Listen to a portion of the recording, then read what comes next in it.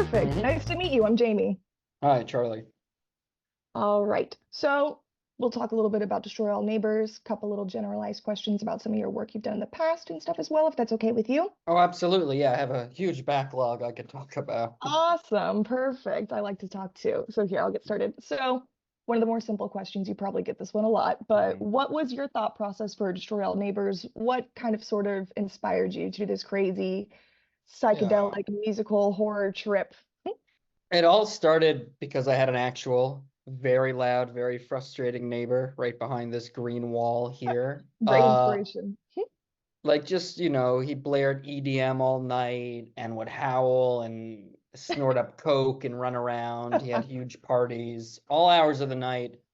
And this went on for a couple of years and it just really started to get to me. So I started complaining to my friend, the music video director, Josh Forbes. Mhm. He also had a terrible neighbor, very similar, just lunatic, for lack of a better word. And we decided to get our frustrations out by just starting this script as just a writing exercise between two friends. He was Mhm. like, "You've done more writing, I've done more directing.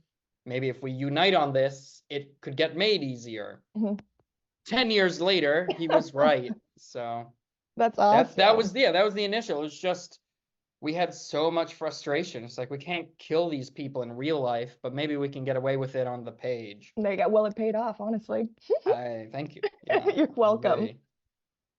All right. So, what was your favorite scene that you wrote to be seen adapted in the film on the big screen? Was there a specific one that was like, wow, I just love how this came to life? Well, I mean, the whole process was a Mhm. blast. I've been joking that my life has been like the last scene in Pee-wee's Big Adventure the last couple of weeks because it's Uh-huh. like there I am on the screen, sort Right. of.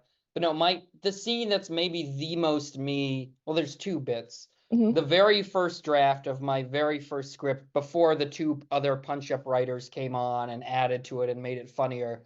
I come from a stop motion animation background. I used to be an animator and I still work in stop motion frequently. I So I read a little bit start. about that. Oh, okay, Mhm. yeah. I was like, we start in a crazy meat tunnel and we fly through, blah, blah, blah, blah, blah. So the fact that a decade later, that's how the film starts, and that's Mhm. done by the legendary claymation artist Rich Zim. He was one of the lead animators on The Nightmare Before Christmas and James Oh, and the Giant wow. Peach. Just that is a true 1-to-1 ratio of what I wanted and kind of what it came out. And then of Mhm. course the nightmare sequence where the ceiling fan becomes Vlad's arms and face. That's Loved it. me. That was in early drafts.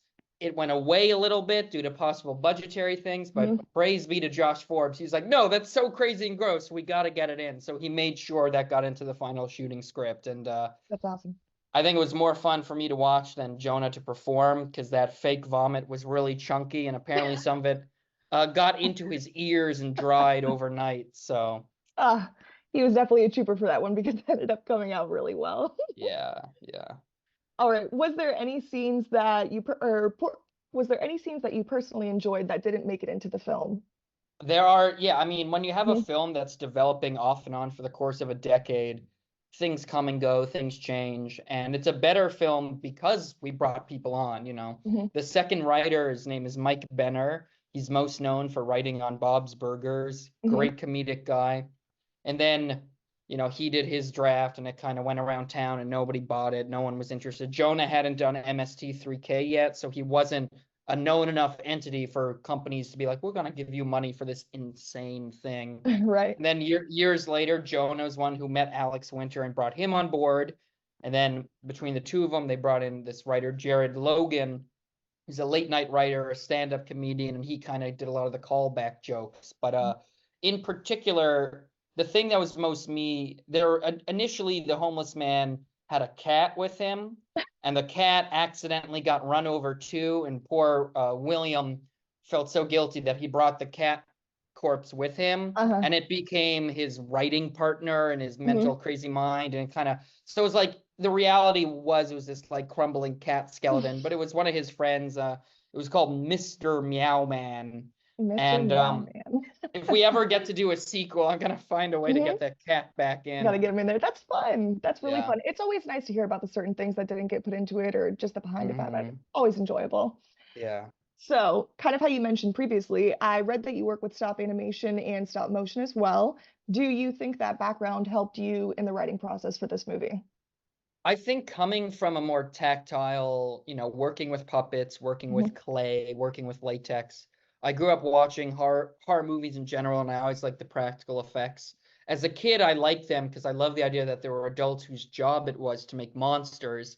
Hmm. And as I grew up a little, I appreciate more just the artistry of it. These sculpts, like they're sculptures, they're moving. It's great. So I think the fact that beyond just liking that stuff, I used to work at Gabe Bartelos's special effects company, Atlantic West Effects. Okay. I was a stop motion animator and an assistant painter. That was my day job when I had the bad neighbor keeping me up at night. So Gabe remembers me complaining about the neighbor. Uh-huh. This is like 12 years ago now. Hmm. And in the end, we ended up making this practical effects, puppet heavy film with Gabe as the lead effects artist. And yeah, I think the fact I know kind of how it's done, it helped me write the script more confidently. Hmm. Because I wasn't like, well, how are we going to do this? I was like, I know how we can do this. And we did. And that's so funny that it just comes such a full circle because the special effects and the prosthetics and everything used in the film was one of our favorite aspects of it. It was just immaculate, the work that was done. Same. I agree. We were so lucky. We had Gabe doing the designing Hmm. and helped with the applications, and then helping also with the applications and the paint job was Hmm. Bill Corso. And Okay. Bill Corso is an Academy Award winning special effects artist who's been friends with Alex Winter since they were like 20. Hmm. I think they met on The Lost Boys, and Hmm. then Bill worked on the original Bill and Ted's. He was on Freaked. He was on Bill and Ted 3.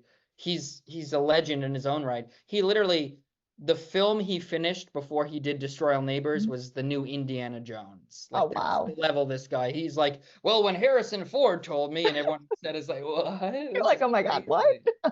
That Yeah. is pretty cool. That kind of leads me into my next question too. Did you ever think that the script for Destroy All Neighbors would get picked up with it No. being so? No, no. It was look, when you have 10 years and you send it everywhere and everyone Uh-huh. rejects it over Hmm. multiple drafts, it was, this is too silly to be scary. This is too bloody to be funny. And then there was a ton of this is like the 80s. Nobody likes the 80s. They don't make films or TV shows about this was before Stranger Things came out. That's how Right. long this was gestating. So Wow. no, I've joked before. It's like when you're pushing one film uphill for 10 years, there comes a Mhm. point where you're like, am I a dung beetle? Am I just pushing up a piece of shit? Because Right. like, and now it's out and it's so exciting and validating. Mhm. This is a very weird, specific, like, and Josh Forbes, he baked this into the film itself. It's like you either like this or you're just like, no way. And Right. we had everyone saying no way for years. And all credit to Alex Winter and Shudder. If it wasn't for those two, there'd be no film, period. Wow. That's what I was just going to ask you too. How was it when you saw the cast lineup with Alex Winter and Jonah Ray Rodriguez? Yeah. Just So, Thomas Lennon. It's crazy. yeah. Mhm. Alex, I Freaked was one of the most important films to me as a kid in the 90s. Like, it truly, I think the kind of over the top, crank it to 11 insanity of most of what I write grew out of that early love of Freaked. Mhm. Never in a million years did I think we'd have Alex Winter on this. And yeah, so that's another full circle crazy dream. But with Jonah, what was lovely is, I mean, I think it was less than a year into developing the first drafts. Mhm. Josh Forbes, the director, was like, I really think Jonah Ray would be great for this.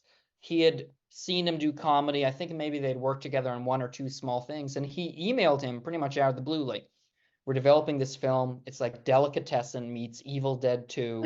And we know you are perfect for the lead. Mhm. And Jonah was flattered and also loves those films. So that was another handshake agreement between friends. He said, you can say I'm attached to Mhm. hopefully get money. And if you get money, we'll make it. Mhm. That was 8 or 9 years ago. Wow. So, and then Jonah, 2 years, 2.5 years ago, Alex Winter came on board during the early days of the quarantine. It was Mhm. like early days, maybe middle of the quarantine. It was Okay. 2020. And he wasn't sure at first if he wanted to play. He liked the script, but he's like, oh, it's a lot of work to play Vlad. But about a week later, he had thought it over and he emailed Jonah and he's like, of course I have to be Vlad. And then from 10 years of no to having now Jonah Ray, known from MST3K, and Alex Winter, known for Bill and Ted, Lost Boys, Freaked, Yep. we sent it the new version to Shudder, and they more or less bought it overnight. I was just gonna say, I bet they picked it up instantly. That's just awesome. Well, Yeah. congratulations. It's just Thank wonderful. you. So I only got about, you're welcome. Just about two more questions. I don't want to keep you for Sure. too long. So, do you have a specific genre that you like working with the most? I know you've done horror, comedic, kind of more directorial style Yeah. as well. I know you have some I theater background too. My stuff when I'm not collaborating with Josh Forbes, I tend to lean a little bit bleaker, a little bit more psychological. Hmm. I've been joking online that if people want to get creative whiplash, the moment after they watch Destroy All Neighbors, they should watch my short film I wrote and directed called Malakastraka. Yes. It also features practical puppet effects by Gabe Bartalos.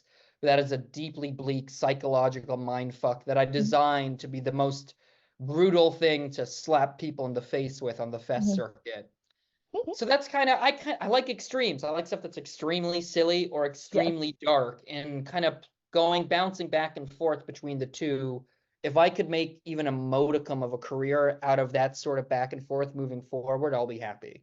definitely a nice mesh of both worlds for sure. Mhm. And then, what are some of the films or shows that inspired you to get into writing and directing? Well, I mean, I've been watching horror films from an unfortunately early age because my parents are wonderful theater weirdos who let me watch whatever. So, I mean, we're talking like I'm like 6 years old, 7 years old. I saw Pumpkinhead, American Werewolf in London, Classic.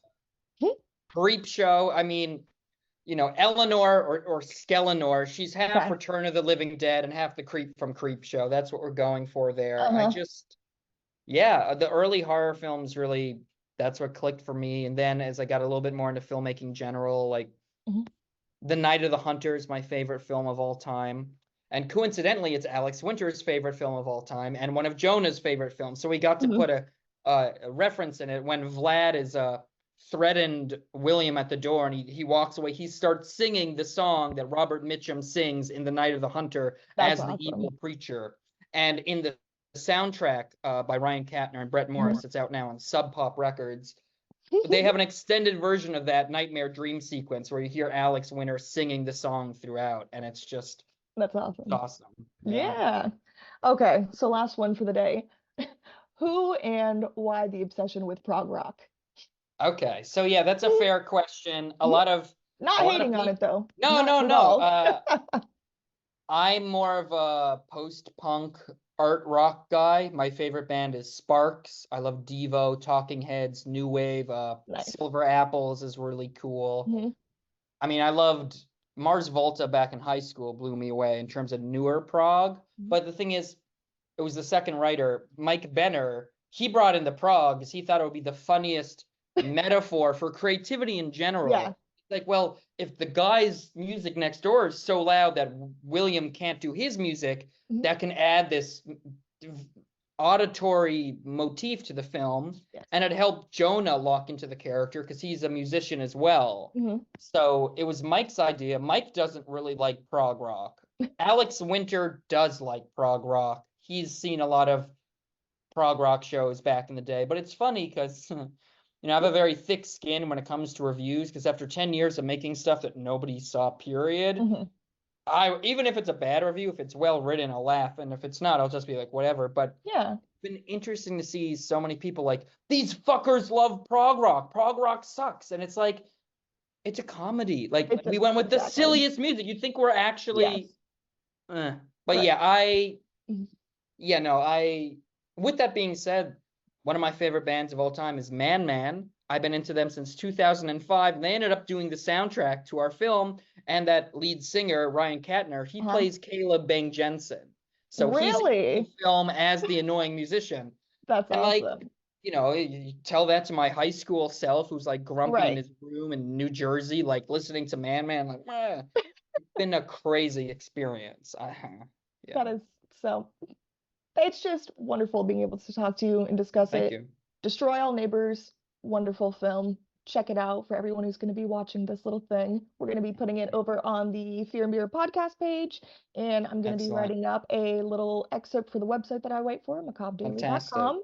What is, But yeah, before we go, I'm just uh-huh. curious. I get the fear, but in terms of beer, what are your go-to beers? I'm a sour guy. I like the really weird sour beers. I am so happy that's a I big knew I fad liked you. I knew I liked you. now. So Okay, yeah. my All right. co-hosts always make fun of me because I'm not too outlandish with the beers that I drink. Not a big Mm, stout girl, not a big IPA girl. Cider, IPAs taste gross. I don't like they're IPAs. not great. I'm more of a cider and I'm more of a sour girl as well. All Down right, I'm right there here, with you. Yeah. down here in Orlando, they have a lot of good local breweries and whatnot around here that Nice. have the weird Sour Patch Kids Yeah, sours, I I toasted love that shit, marshmallows, just man. all weird kind of stuff that I really Yeah, enjoy. So we very usually do cool. the beer reviews along with some of the Awesome. film Awesome. reviews or other stuff that we do. But yeah.